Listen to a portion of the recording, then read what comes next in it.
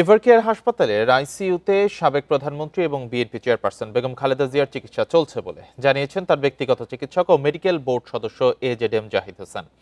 বুধবার রাতে এভারকেয়ার হাসপাতালের সামনে সাংবাদিকদের এসব কথা জানান তিনি। জানান, খালেদা জিয়ার স্বাস্থ্যের অবস্থা কিছুটা উন্নতি হচ্ছে।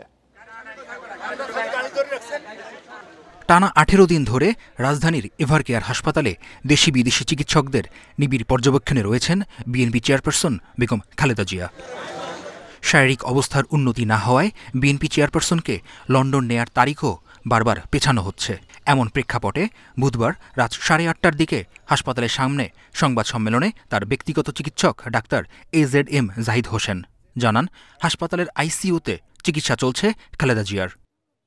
ওনাকে যে চিকিৎসা দেওয়া হচ্ছে সেই চিকিৎসা উনি আগের মতোই, আমাদের মেডিকেল সায়েন্সের ভাষায় যদি বলি, she can continue on maintaining her treatment, এবং ডাক্তাররা যে চিকিৎসা দিচ্ছে সেটি উনি গ্রহণ করতে পারছেন এবং সেটি উনি নিয়ে সত্যিকার অর্থে রেসপন্স করছেন। দেশি বিদেশি চিকিৎসকদের তত্ত্বাবধানে খালেদা জিয়ার সর্বোত্তম চিকিৎসা চলছে জানিয়ে তিনি বলেন, যে কোনো পরিস্থিতিতে প্রয়োজনে বিদেশে নেয়ার প্রস্তুতিও রয়েছে। সকল পর্যায়ের চিকিৎসকদের দেশে বিদেশের তাদের পরামর্শক্রমে ওনার চিকিৎসা অব্যাহত রয়েছে এবং আমরা খুবই আশাবাদী, মেডিকেল বোর্ডের সম্মানিত সকল সদস্যরাও আশাবাদী যে ওনার সুচিকিৎসা নিশ্চিত করা যাবে এবং পরবর্তীতে হয়তো ওনাকে যে কোনো সময়ে প্রয়োজনে দেশের বাইরেও নিয়ে যাওয়া হতে পারে।